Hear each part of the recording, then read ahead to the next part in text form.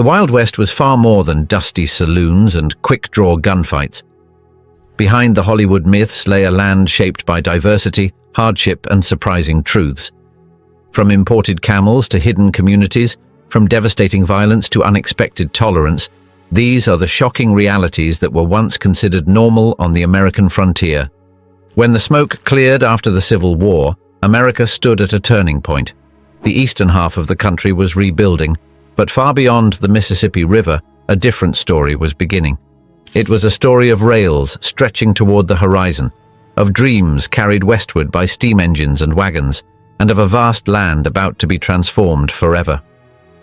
The completion of the Transcontinental Railroad was more than a technological achievement. It was a signal flare announcing that the West was open for business. In a matter of years, places that had once taken weeks to reach could now be accessed in days. Remote territories that had belonged to native tribes or remained untouched prairie were suddenly within the grasp of settlers, merchants, and prospectors. People answered the call in waves. White families from the east packed up their belongings and boarded trains bound for land they could farm, hoping fertile soil and open skies would offer a better life. African Americans, newly freed from slavery, also joined the movement. Many were drawn to the idea of creating independent black communities where they could live without the oppressive social order of the South. Their journeys westward were acts of both survival and defiance. Alongside them came the Chinese laborers whose hands had built much of the railroad itself. Many had first arrived to work on the Central Pacific Line, hammering spikes and laying tracks across mountains and deserts under grueling conditions. When the last rails were joined, some returned home, but many stayed, drawn by the promise of gold, land, and the chance to start anew in a place that seemed limitless. The West they moved into was vast, beautiful, and unforgiving. The Great Plains stretched in all directions, a sea of grass that had sustained millions of bison for centuries. These herds had been central to the culture and survival of numerous Native American tribes. But as settlers plowed up the land to grow wheat and other crops, the grasslands began to vanish. The bison were driven to the brink of extinction, their numbers reduced from tens of millions to only a few hundred in the wild. This loss was not just ecological. It was cultural devastation for native tribes who relied on the bison for food, clothing, and tools. Without the herds, they faced hunger, displacement, and a struggle to maintain traditions that had been passed down for generations. For many tribes, the encroachment of settlers and the loss of the bison were inseparable blows. Meanwhile, the railroad became the backbone of the cattle industry. Ranchers could now move livestock quickly to distant markets, turning isolated frontier ranches into profitable enterprises. What had once been weeks of driving cattle across dangerous trails became a matter of loading them onto rail cars and sending them east. The flow of beef and hides fed both the economy and the mythology of the cowboy. Towns sprang up along the rail lines, growing almost overnight. At first, they were rough collections of tents and wooden shacks, but commerce moved in quickly. General stores, saloons, blacksmith shops, and boarding houses catered to the influx of travelers and settlers. The air in these towns was thick with opportunity, but also with tension. Cultures collided, fortunes were won and lost in a single day, and law often lagged behind the pace of growth. For some, the journey west was driven by the glitter of gold. The California gold rush had already drawn thousands before the war, but new strikes in places like Colorado, Nevada, and the Black Hills kept the fever alive. Prospectors traveled by train where they could, then by wagon or horseback into the mountains, chasing rumors of rich veins and promising streams. Few struck it rich, but the movement of miners fed entire economies, creating boomtowns that flourished until the gold ran out and they turned into ghost towns. The convergence of so many groups, settlers, freedmen, immigrants, entrepreneurs, and dreamers, made the West unlike any other place in America. It was a land where hope was as common as dust, and where survival often depended on the ability to adapt. Farmers learned to work land that could be punishing in drought years. Immigrants formed enclaves where they preserved language, food, and traditions from their homelands. African American communities established schools and churches as acts of resilience and permanence. The idea of America as a coast-to-coast nation became more than a dream. It became a lived reality. Yet the speed of change was dizzying. The iron rails that brought one person's future often carried away another's past. But expansion didn't just change the land. It changed who lived there and how they lived together. The bison's disappearance, a vanishing that changed everything.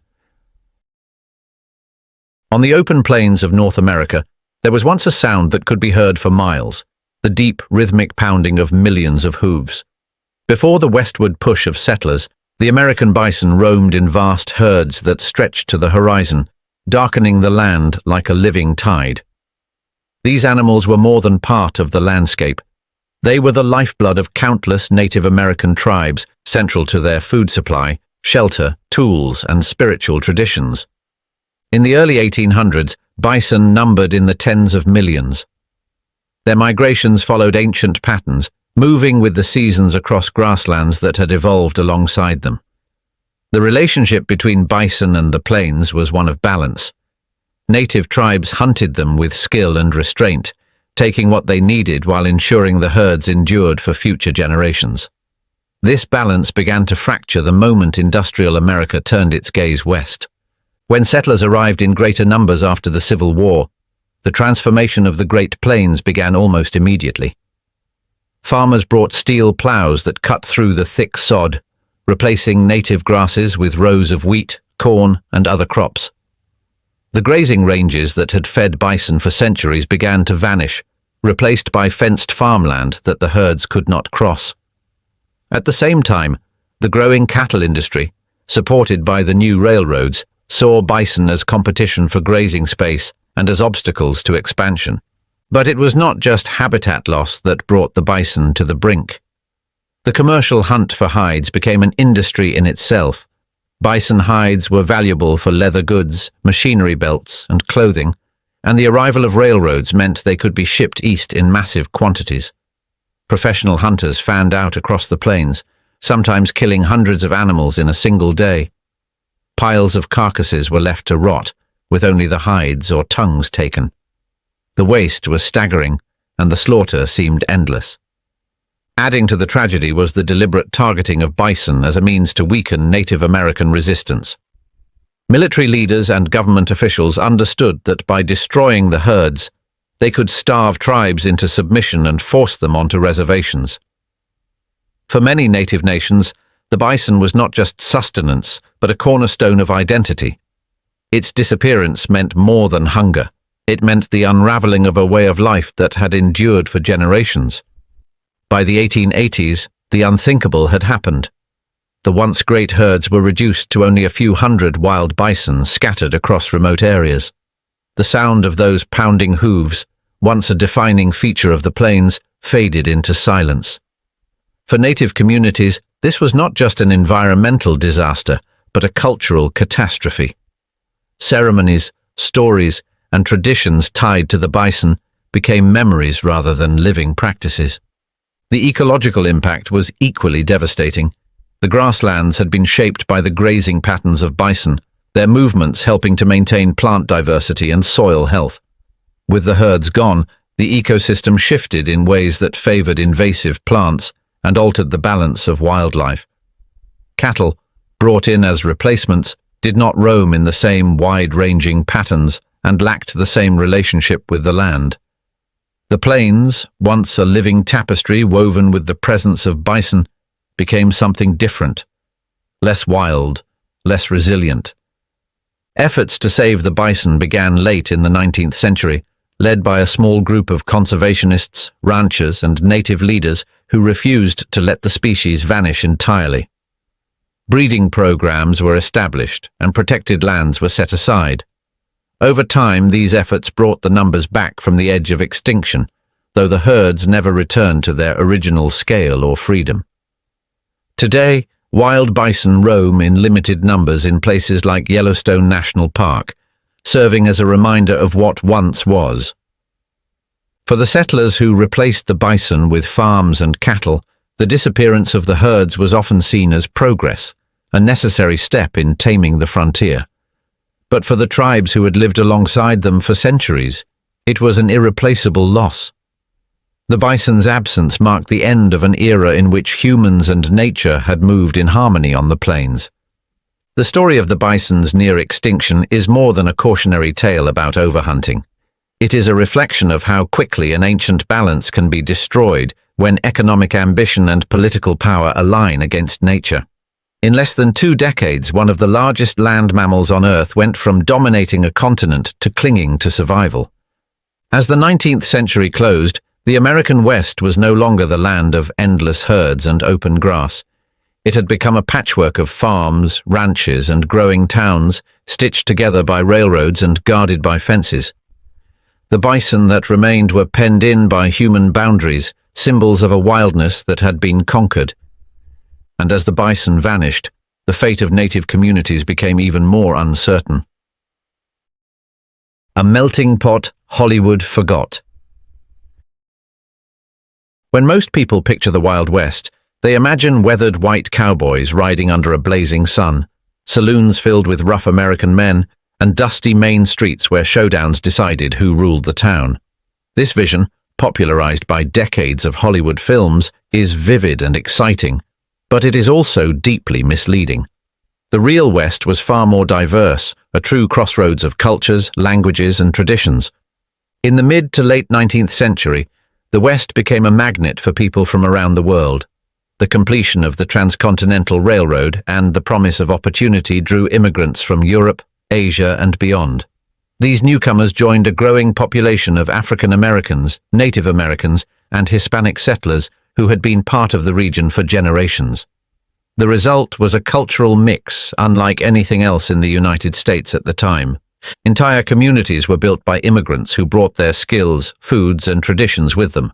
Slovaks, Germans, Swedes, Norwegians, and Finns arrived in significant numbers, many seeking farmland or work in mining towns. They formed enclaves where their languages filled the streets, churches reflected their faiths, and festivals celebrated their heritage. The West, despite its rugged individualism, was also a place where collective cultural identity flourished. One of the most overlooked groups in the popular story of the West is the Chinese. Initially drawn to America by the California Gold Rush, they later played a crucial role in building the Central Pacific Railroad. The work was brutal and dangerous, involving blasting through mountains and laying track in harsh weather. Once the railroad was complete, many Chinese immigrants stayed, opening businesses such as laundries, restaurants, and herbal medicine shops. Their presence was felt in nearly every major frontier town, even if prejudice often kept them segregated from white communities. African Americans were also central to the story of the West, though Hollywood's lens has largely ignored them. After the Civil War, many freedmen and their families moved west in search of a life free from the racial violence of the South. Some found work as farmers and ranchers, while others became lawmen, miners, and builders. It is estimated that 1 in 4 cowboys was African American, a fact rarely acknowledged in popular media. These men rode the same trails, faced the same dangers, and contributed just as much to the cowboy tradition as their white counterparts. The story of Bass Reeves, one of the first African-American U.S. Marshals west of the Mississippi, is a striking example of how black pioneers shaped the West. Reeves was a legendary lawman who served for more than 30 years, arresting thousands of criminals. His skill with firearms and his unshakable commitment to justice earned him respect in a time when racial prejudice was rampant. Yet, despite his achievements, Reeves's name is scarcely known outside of historical circles. Hispanic communities, many of which predated U.S. control of the West, also played a major role in shaping frontier life. Their traditions in ranching, horsemanship, and architecture left a lasting mark on the region. Spanish and Mexican land grants influenced patterns of settlement, and their agricultural techniques adapted well to the arid landscapes of the Southwest. This blend of cultures created towns that were far from the monochrome images seen on screen. Streets might be lined with German bakeries, Mexican cantinas, Chinese apothecaries, and African-American blacksmith shops, all operating side by side. Multiple languages could be heard in a single marketplace, and food was a fusion of flavors brought from across the globe. The diversity of the West was not without its tensions.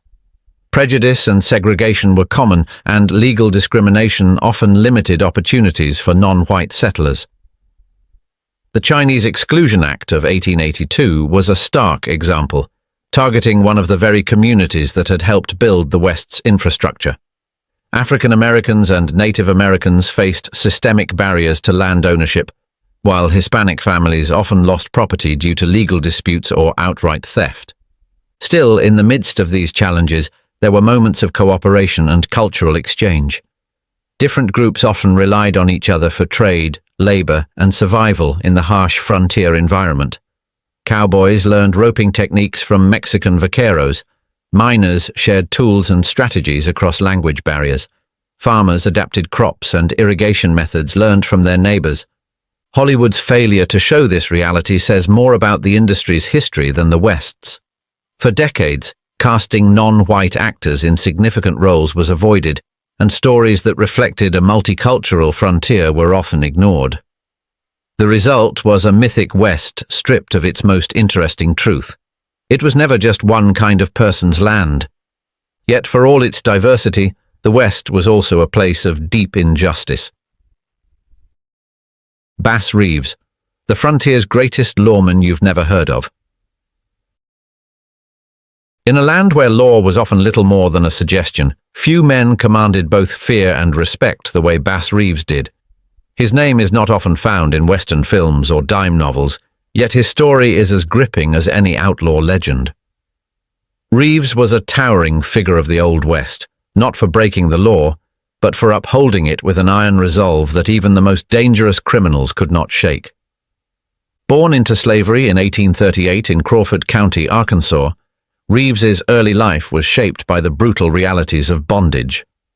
As a young man, he was taken to Texas by his enslaver, where he was forced to work. During the Civil War, Reeves escaped into Indian Territory, the area that is now Oklahoma, finding refuge among the Cherokee, Creek, and Seminole nations. It was there that he learned their languages, tracking skills, and survival techniques, abilities that would later define his career. When slavery ended, Reeves returned to Arkansas as a free man. For a time, he worked as a farmer, raising his family and living quietly. But in 1875, his life took a turn when Judge Isaac C. Parker, known as the hanging judge for his tough stance on crime, appointed James F. Fagan as U.S. Marshal. Fagan needed deputies who could navigate the vast and often lawless Indian Territory, and Reeves' knowledge of the land, its people, and its languages made him the perfect candidate. As a deputy U.S. Marshal, Reeves was tasked with tracking down fugitives in some of the most dangerous areas of the West. His jurisdiction covered 75,000 square miles, a region filled with outlaws, rustlers, and murderers who believed they could hide in the remote wilderness. Reeves proved them wrong time and again. Over the course of his career, he made more than 3,000 arrests, bringing in criminals dead or alive, often after long pursuits across rugged terrain. His reputation was built on skill, patience, and an unshakable sense of justice. Reeves was a master tracker, able to follow signs invisible to others. He was also a crack shot, equally deadly with a rifle or a pistol, and he preferred to take fugitives alive whenever possible. But if a suspect drew a weapon, Reeves did not hesitate to defend himself. What set Reeves apart was not just his ability, but his incorruptibility. In a time when bribery and backroom deals were common, Reeves could not be bought. He even arrested his own son for murder when the warrant came across his desk. It was a decision that broke his heart, but cemented his reputation as a man who placed the law above personal loyalty. Reeves often worked in disguise, using elaborate ruses to get close to dangerous suspects. In one famous case, he posed as a beggar to infiltrate a gang's hideout, gaining their trust before arresting them. His ability to outthink criminals was as formidable as his ability to outshoot them. Despite his service and success, Reeves faced the constant undercurrent of racism that defined the era. Being a black lawman in the post-Civil War West was no small feat. He had to assert his authority in a society that often viewed him with suspicion simply because of his race. Yet his effectiveness in the field left little room for doubt. Criminals feared him, colleagues respected him, and his record spoke for itself. Reeves' career spanned more than 3 decades, and in that time he survived countless gunfights, harsh winters, and grueling chases. He was known for his calm under pressure, his dignity in the face of insult, and his commitment to the idea that justice applied to all, regardless of status.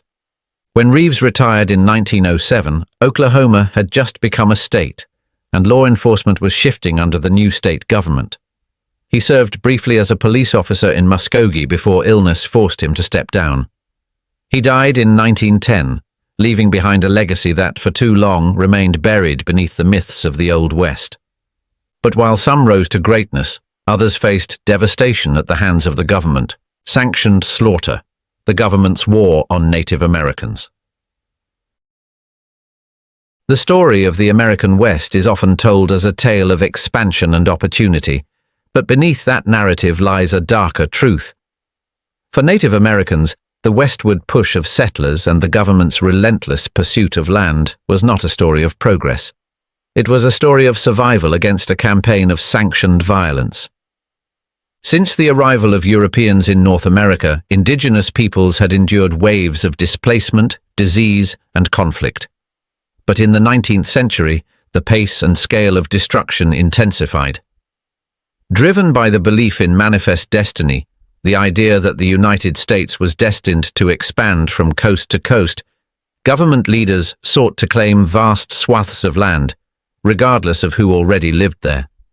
This ambition translated into military action on an unprecedented scale. The United States authorized more than 1,500 official battles, raids, and attacks against Native Americans, more than any other nation has ever sanctioned against its own indigenous population. The violence was systematic, often justified under the guise of pacifying hostile tribes, but its true purpose was clear: to remove native peoples from land desired by settlers, miners, and railroads. By the time Columbus arrived in 1492, there were an estimated 5 to 15 million Native Americans living in what would become the United States.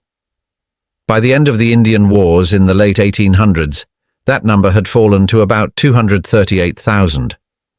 Disease brought by Europeans played a major role in this decline, but so did outright massacres and forced relocations. Suspicion toward Native Americans had deep roots. During the American Revolution and the War of 1812, many tribes had allied with the British, fueling resentment among American settlers and politicians. This resentment hardened into policy, with the government treating native peoples as obstacles to be removed rather than as sovereign nations. Cultural differences deepened the divide. Many settlers could not understand native spiritual beliefs, their communal relationship to land, or their worldview, which often placed the welfare of the community above individual gain. This misunderstanding was twisted into prejudice, with indigenous people portrayed as pagan or uncivilized in order to justify violent action against them. Stories like that of Mary Campbell, a white woman captured by Native Americans and later returned, were sensationalized and used to stoke fear among settlers. These accounts painted indigenous people as dangerous outsiders who needed to be subdued, fueling public support for military campaigns. The tactics used against Native Americans were often brutal. Entire villages were burned, crops destroyed, and food supplies deliberately withheld to force surrender. The near extermination of the bison herds, an intentional strategy backed by military leaders, was a form of economic warfare, depriving tribes of their primary food source and forcing them into dependency on government rations. Even when native groups won battles, as at the Battle of the Little Bighorn, they faced overwhelming odds. The US military could call on vast resources and manpower, while tribes were often divided by geography and political differences. The wars dragged on for decades, but the outcome was inevitable. By the 1880s, Most Native Americans had been forced onto reservations, often in areas far from their ancestral lands and in places unsuitable for farming or sustaining large communities. Life on these reservations was harsh. The land was often barren, resources scarce, and movement restricted. Traditional ways of life, hunting, seasonal migration, communal land stewardship, were curtailed or outright banned. Children were sent to government-run boarding schools where they were forbidden to speak their native languages or practice their customs. The goal was assimilation, but the method was cultural erasure. Despite these conditions, native peoples resisted in countless ways. They preserved stories, languages, and traditions in secret, passing them down to future generations. Leaders emerged who fought not with weapons, but with diplomacy and advocacy, challenging the government in courts and in the press. But for much of the 19th century, their voices were drowned out by a nation more interested in expansion than justice. The cost of this sanctioned slaughter was not only measured in lives lost, but in the fracturing of cultures that had thrived for centuries. The West that settlers saw as a land of promise was, for Native Americans, a landscape of loss of land, loss of freedom, and loss of the way of life that had sustained their people since time immemorial. And even away from the battlefield, life on the frontier could be brutal in other ways. The exploited and forgotten, life in the frontier's red light districts. When we picture the Wild West, we often imagine saloons, poker tables, and swinging doors. But hidden behind those lively scenes was another world, one far darker. Nearly every boomtown and cattle stop had its red light district, a cluster of brothels, dance halls, and boarding houses where women lived and worked under dangerous, degrading conditions. For most, this was not a glamorous life. It was born of desperation and fueled by exploitation. Many women arrived in the West with dreams of respectable work, only to find themselves trapped in the trade. Some were orphans or widows, others had fled troubled homes, and many had been lured by false promises of jobs. Once inside, escape was rare. Life in a brothel was harsh. Rooms were cramped and poorly ventilated, food was limited, and basic needs could be withheld to keep women compliant. Rivalries often formed in such conditions, as each struggled to secure resources and clients. Violence was an everyday risk. Drunken and sometimes armed customers posed constant threats, and law enforcement rarely intervened, sometimes because they were profiting from the very establishments they were supposed to police. Women who reported assaults risked retaliation, making justice nearly impossible to obtain. Addiction was another trap. Alcohol was ever present, and opium dens often operated nearby. For some, these became ways to cope with the mental and physical toll of the work. But dependence created debt, further binding women to the brothel owners. Public shaming made matters worse. Local newspapers frequently printed the names of women in the trade, ensuring their reputations were ruined. With their identities exposed, finding legitimate work became almost impossible. The stigma could be crushing, and some women, unable to see a way forward, took their own lives. Writers like Anne Butler, in Daughters of Joy, Sisters of Misery, documented how the press sensationalized these tragedies. Rather than sparking reform, such coverage reinforced prejudice, painting these women as beyond saving instead of as victims of a harsh system. Not all women worked under a madam's control. Some were independent, soiled doves, taking clients in rented rooms or small shacks. While this offered more autonomy, it often meant even greater danger. No protection from violent customers, landlords, or predatory officials. Red light districts were strategically placed. In cattle towns, they sat just outside the main street, close enough to attract customers but far enough to keep respectable families separate. In mining camps, they were located near saloons and gambling halls, ready to capture the wages of newly paid miners. As towns boomed or went bust, these districts followed the money, forcing women to move constantly in search of new work. A few managed to escape the life. Some saved enough to open small businesses, laundries, boarding houses, or shops. Others married or found domestic work. But for most, the combination of poverty, stigma, and lack of opportunity kept them trapped. And yet, even in these grim environments, moments of solidarity existed. Women sometimes pooled resources to help one another, shared food, or offered protection when violence erupted. These flickers of humanity stood out against a backdrop of hardship. The story of the frontier's red light districts is far from the romanticized image seen in old westerns. It's a chapter of exploitation and survival, built on the vulnerabilities of women and sustained by the very communities that publicly shunned them. It's a reminder that the West's history was not only about adventure and opportunity, but also about inequality, resilience, and the human cost of life on the edge of civilization. But the West was also a place where unexpected oddities roamed. Literally.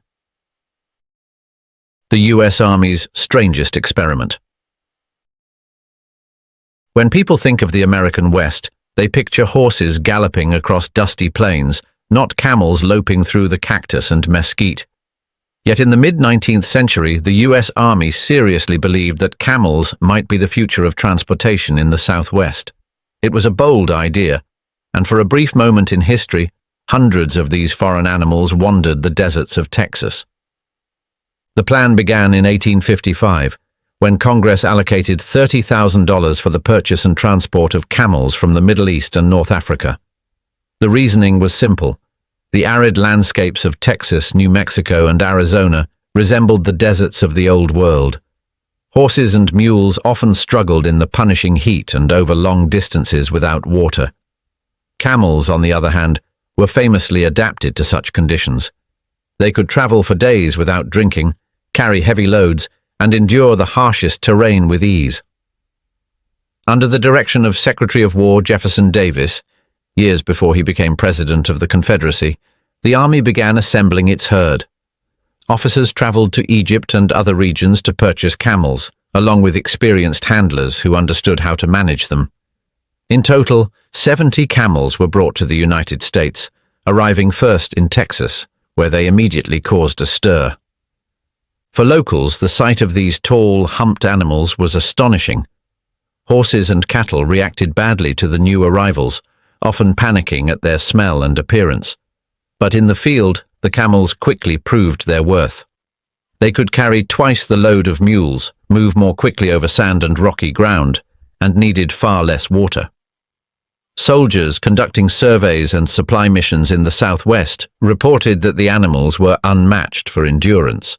The Army used camels in a variety of experiments, including long-distance transport of supplies to remote forts and exploration missions through unmapped territory. They carried mail, food, and equipment across regions where other pack animals would have faltered. In some cases, they even helped establish new routes through desert country, blazing trails that would later become key supply lines. Yet despite these successes, the Camel Corps faced problems that had nothing to do with the animals themselves. The outbreak of the Civil War in 1861 threw the program into chaos. The Army's priorities shifted, funding was cut, and many of the officers who had supported the camel experiment left for military service in the war. Without strong backing, the project began to unravel. Some camels were sold to private owners who used them for freight hauling in Texas and California. Others were abandoned in the desert, where they wandered freely and bred in the wild. Sightings of feral camels became part of frontier folklore, with ranchers and travelers occasionally reporting encounters with the strange, lumbering creatures. In some stories, the camels were harmless curiosities.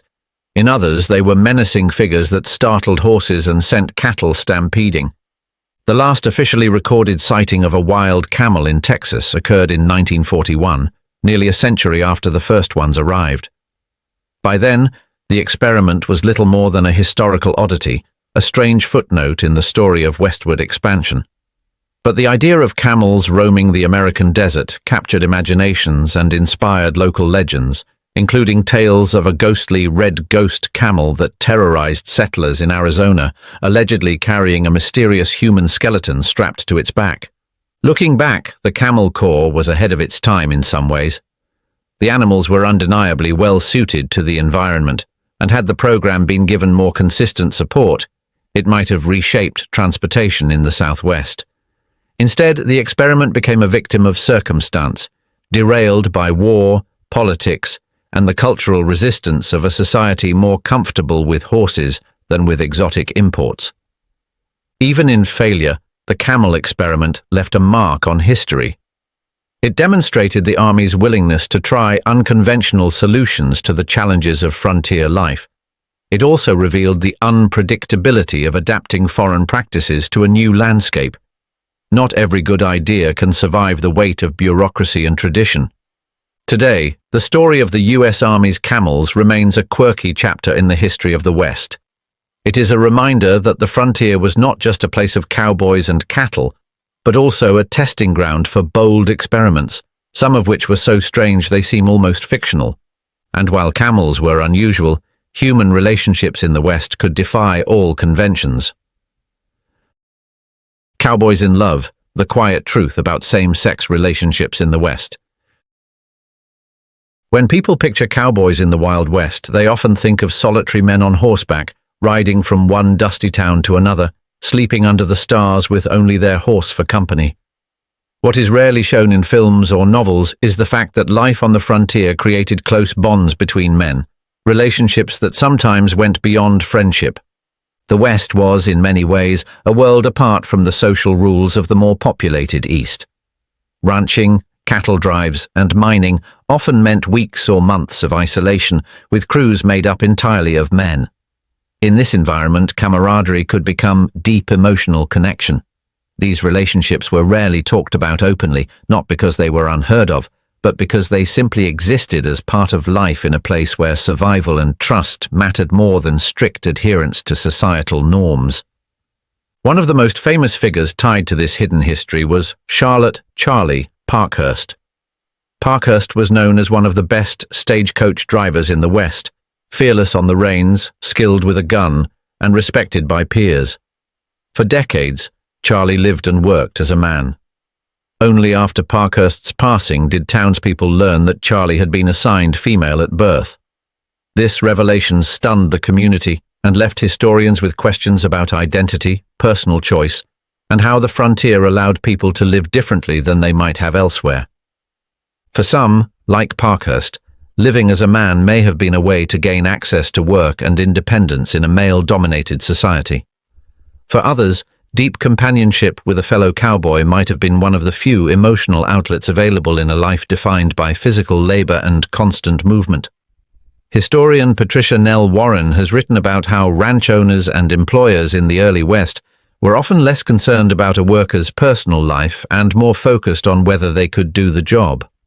With open land and sparse populations, privacy was easier to maintain, and communities were often too busy surviving to pry into personal matters. The cattle trails themselves fostered these close connections. Long drives meant sleeping side by side, sharing meager rations, and enduring harsh weather together. Trust between cowhands was critical. If a stampede broke out at night or rustlers appeared, each man had to know the other would have his back. Bonds formed under these circumstances could be as lasting as family ties. This atmosphere of quiet acceptance began to fade as the West became more settled and industrialized. The rise of machine farming and the expansion of railroads brought more people, more oversight, and a return to stricter social codes. Towns grew, families settled, and with them came a sharper focus on conformity. Relationships that had once been overlooked or simply accepted as part of the frontier's reality became less socially safe to maintain. Still, the history is there for those who look closely. Letters, journals, and eyewitness accounts hint at partnerships that went beyond the ordinary. While the language of the time was often coded, the depth of feeling is unmistakable. In some mining camps and remote ranches, such relationships were acknowledged within the small community, if not openly discussed beyond it. It's important to remember that the West was full of contradictions. It could be brutally intolerant in some ways, yet oddly permissive in others. The same town that enforced rigid rules about women's dress might turn a blind eye to two cowhands who shared a cabin for years. Survival often outweighed moral policing, and personal loyalty counted for more than public opinion. The story of these connections adds another layer to our understanding of the West. It challenges the one-dimensional image of the cowboy as a lone drifter and reveals a frontier where human connection, in all its forms, was a lifeline. For some, those bonds were romantic. For others, they were simply the deepest friendship they would ever know. Charlotte Charlie. Parkhurst remains one of the most intriguing figures from this part of history. Not only was Charlie a remarkable driver who faced all the dangers of the road, but the life Charlie led suggests that the frontier could offer freedoms, albeit limited ones, not found elsewhere in 19th century America. Whether Charlie's story is read as one of disguise, identity, or independence, it underscores how complex and varied life truly was beyond the stereotypes. Meanwhile, even the most famous frontier legends often had surprising truths behind them. Pony Express, America's most overrated legend. Few images of the Wild West are as romantic as that of the Pony Express rider, lean, determined, galloping at full speed across open country with a leather mail pouch slung over his shoulder. It is a picture that has inspired books, films, and even postage stamps. Yet the reality behind the legend is far less glamorous and far shorter-lived than most people realize. The Pony Express began operations in April 1860, designed to provide fast mail service between St. Joseph and Sacramento, Joseph, Missouri, and Sacramento, California. This was a critical link at a time when the nation was expanding westward, and reliable communication between the coasts was a major challenge. Normally, sending a letter across the country could take nearly a month. The Pony Express promised to cut that time by more than half. The route stretched nearly 1,900 miles, crossing rivers, deserts, and mountain ranges. To accomplish this, the company, officially known as the Central Overland California and Pikes Peak Express Company, hired around 80 riders, each responsible for about 75 to 100 miles per shift. Relay stations were set up every 10 to 15 miles, allowing riders to switch to fresh horses without losing time. The pace was grueling, with riders often pushing themselves and their mounts to the limit. The conditions were harsh and dangerous. Riders faced extremes of weather, from searing heat in the deserts to freezing blizzards in the mountains. The threat of accidents, attacks, and exhaustion was constant. Many were teenagers, chosen for their lightweight and endurance. They were paid around $100 a month, good money for the time but hardly enough to offset the risks. Despite these hardships, the Pony Express worked. Mail that once took 24 days could now arrive in just 10. Messages from the East could reach California with unprecedented speed, and the service quickly captured the public imagination. Newspapers marveled at the efficiency, and stories of daring riders braving storms and danger became part of the growing mythology of the frontier. Yet for all its drama, the Pony Express was a short chapter in history. Just 18 months after its launch, it was rendered obsolete by a technological leap, the completion of the transcontinental telegraph in October 1861. With the ability to send messages instantly across great distances, the telegraph made the high-cost, high-risk pony relay unnecessary. The company went bankrupt, and many of the riders moved on to other work, some to the military as the Civil War began, others to jobs on stagecoach lines or railroads. A few continued their adventurous lives in other parts of the West, but the Pony Express itself faded into memory almost as quickly as it had begun.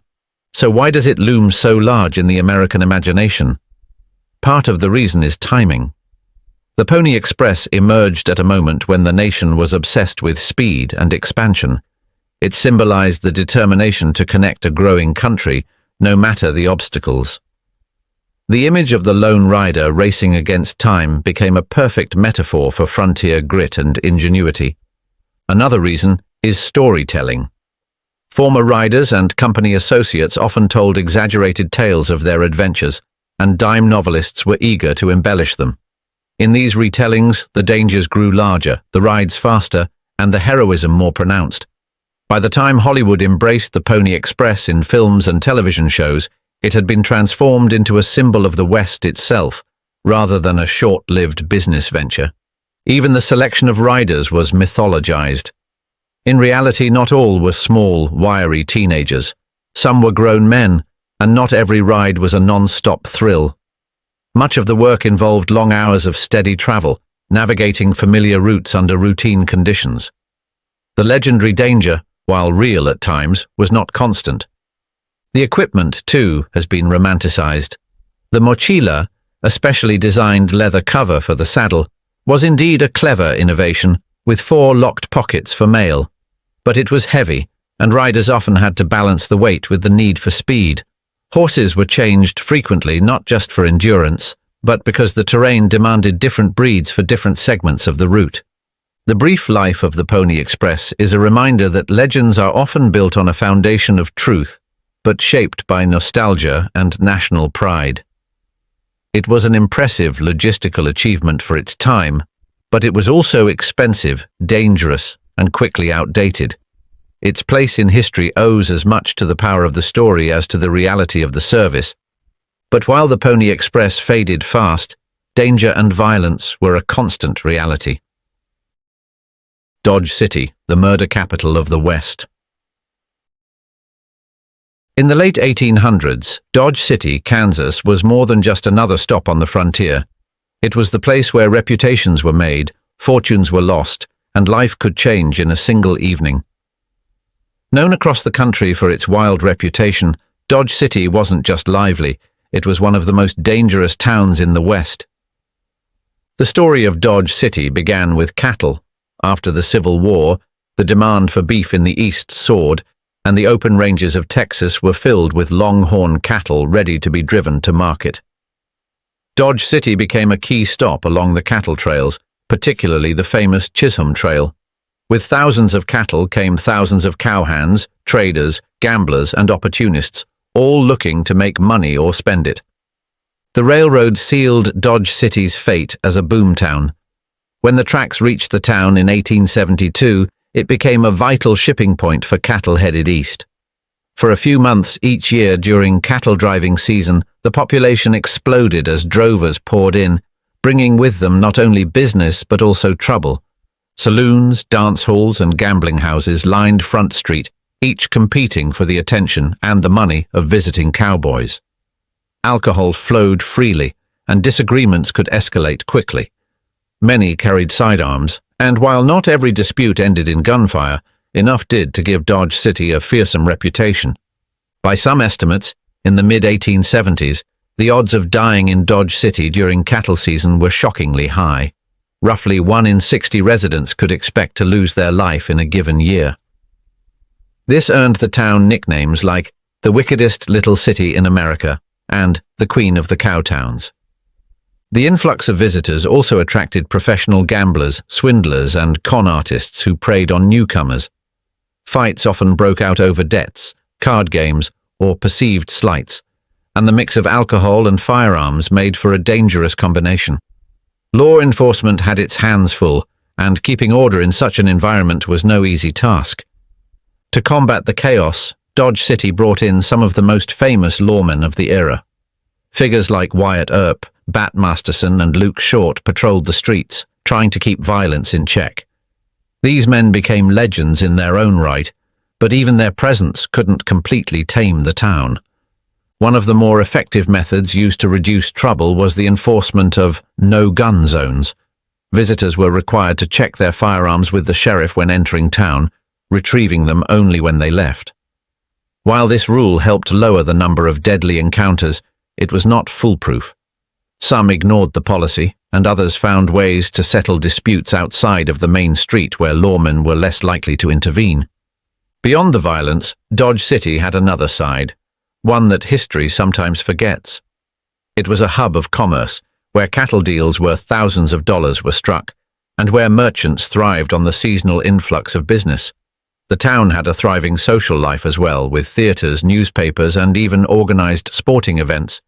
Still, the town's notoriety overshadowed its civility. The national press eagerly reported on its lawlessness, and sensational stories of gunfights and robberies cemented its place in the public imagination as the epitome of the Wild West. This image was both a curse and a selling point. It drew curious visitors while also giving Dodge City a reputation that was hard to shake. By the 1880s, changes in the cattle industry began to alter Dodge City's character.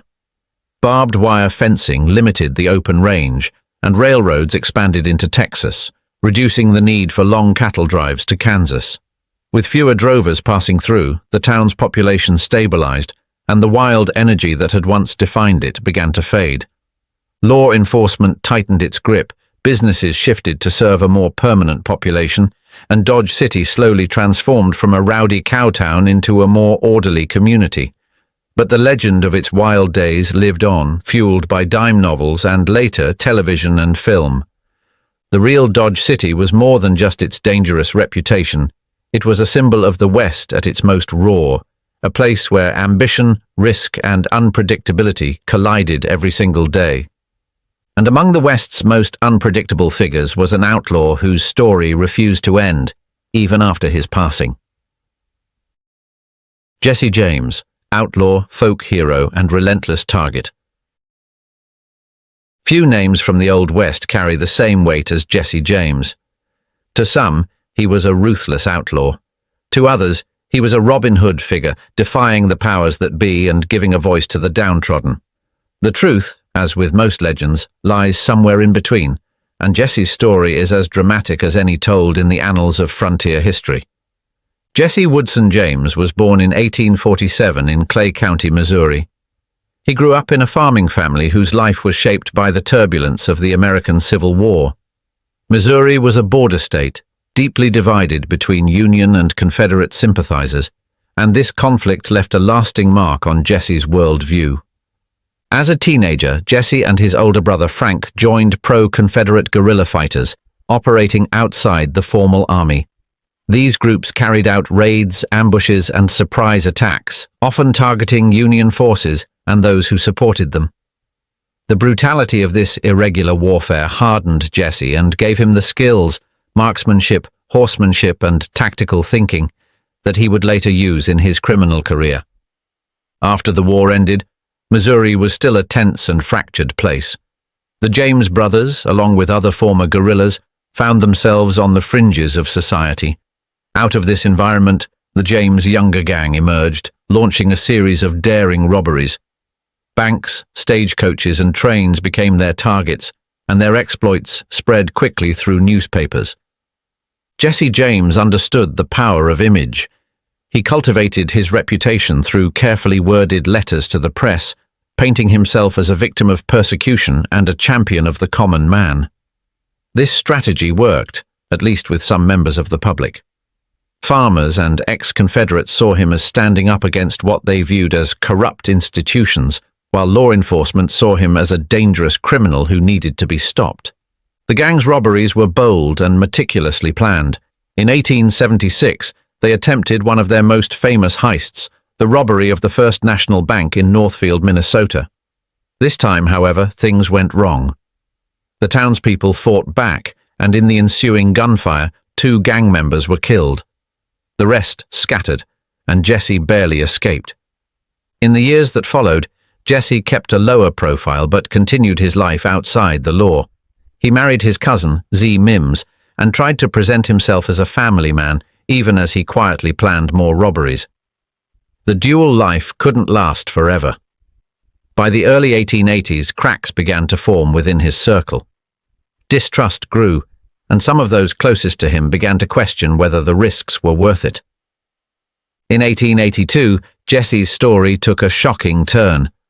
Robert Ford, a member of Jesse's own gang, decided to claim the reward offered for his capture. While Jesse was at home, unarmed, and adjusting a picture on the wall, Ford shot him. The killing stunned the nation. But even death didn't end Jesse's notoriety. Ford was immediately labeled the coward for betraying someone who had trusted him, and Jesse's legend only grew. Some refused to believe he had truly been killed, insisting that he had faked his death and slipped away to live in hiding. Others turned his story into songs, plays, and later films, transforming him into a folk hero. The myth of Jesse James thrived because it touched on themes deeply rooted in the American imagination: rebellion against authority, loyalty to one's own, and the idea of the lone figure who could outwit an entire system. Over time, the facts of his life blurred with fiction. His robberies became more daring in the retelling, his motives more noble, and his enemies more villainous. Historians have worked to untangle the reality from the myth. While Jesse was undoubtedly charismatic and skilled, he was also responsible for violent acts that left victims behind. The Robin Hood image, appealing as it is, has little evidence to support it. There is no record of him redistributing stolen money to the poor. Still, Jesse James remains one of the most enduring figures of the Wild West. His story has been retold countless times, each version shaped by the values and fears of the era in which it was told. Whether seen as a hero, a villain, or a complex mix of both, Jesse James symbolizes the thin line between legend and reality. And when the guns went silent and the dust settled, the West itself seemed stranger than fiction.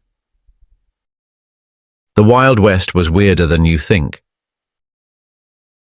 When people imagine the Wild West, they usually picture familiar scenes: dusty saloons, cattle drives, lawmen squaring off with outlaws in the street. But the reality of the frontier was far stranger, more unpredictable, and in many cases far more fascinating than the movies have ever shown. For one, the West was a place of constant experimentation, not just in technology, but in lifestyle. The US Army's Camel Corps, now remembered as a curious footnote, was only one example. Settlers tried planting crops in desert climates with methods they barely understood. Inventors tested odd contraptions for hauling goods over rough terrain, and mining companies experimented with risky new techniques to reach precious metals buried deep underground. Some of these ideas failed spectacularly. Others quietly changed the way the West worked. The people themselves were just as surprising. Far from the homogeneous image painted in classic Hollywood westerns, frontier towns were bustling with diversity. Immigrants from China, Germany, Sweden, and Italy lived alongside freed African Americans, Mexican vaqueros, and Native Americans. Each group brought its own traditions, food, and skills, shaping communities in ways that defied the simple cowboy and settler narrative. This mix could lead to cooperation or to conflict, but it made the West a true crossroads of cultures. Even the animals of the West had stories that veered into the bizarre. Beyond camels, there were tales of escaped circus animals wandering the plains, wild parrots spotted in Arizona, and herds of longhorn cattle so large they could take an entire day to pass a single point. Hunters told stories of prairie dog towns that stretched for miles, with thousands of tiny inhabitants living in elaborate underground cities. Then there were the towns that rose and fell almost overnight. A rich vein of gold or silver could transform a remote outpost into a booming city in weeks, complete with theaters, banks, and luxury hotels. But just as quickly, the mines could run dry, leaving behind eerie ghost towns, empty buildings, broken windows, and streets where the wind was the only thing moving. These abandoned places became silent monuments to the boom and bust nature of frontier life. The law was another area full of contradictions. While the image of a gunfight at high noon is mostly a product of fiction, justice in the West could still be swift and unpredictable. Vigilante committees sometimes formed when townspeople felt the official law was too slow or corrupt. In other cases, lawmen were also gamblers, saloon owners, or even former outlaws themselves, blurring the lines between order and chaos. Religion, too, took unexpected forms on the frontier. Alongside traditional churches, there were traveling preachers who set up tents in dusty fields, spiritualists who claimed to communicate with the dead, and fortune-tellers who offered advice to miners before they staked a claim. The open spaces and shifting populations created an environment where almost any belief system could take root, at least for a little while. Not all frontier weirdness was human-made. Nature itself often stole the show. Massive dust storms could swallow entire towns in darkness, swarms of grasshoppers could strip crops bare in hours, and flash floods could turn a calm creek into a raging torrent without warning. These events weren't just dramatic, they shaped the way people lived, built, and planned for survival. Some of the most enduringly strange stories from the West come from its legends and folklore. From the mysterious red ghost camel in Arizona, reportedly carrying a human skeleton on its back, to rumors of hidden outlaw treasure buried in remote canyons, the frontier was fertile ground for tales that blended fact and imagination.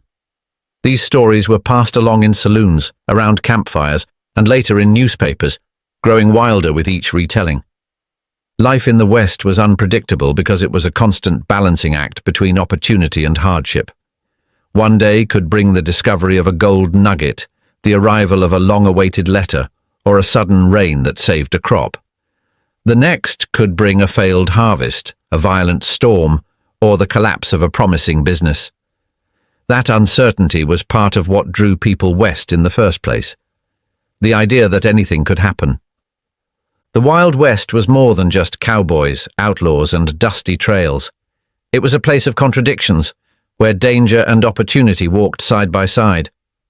Which of these stories surprised you the most? Let us know in the comments.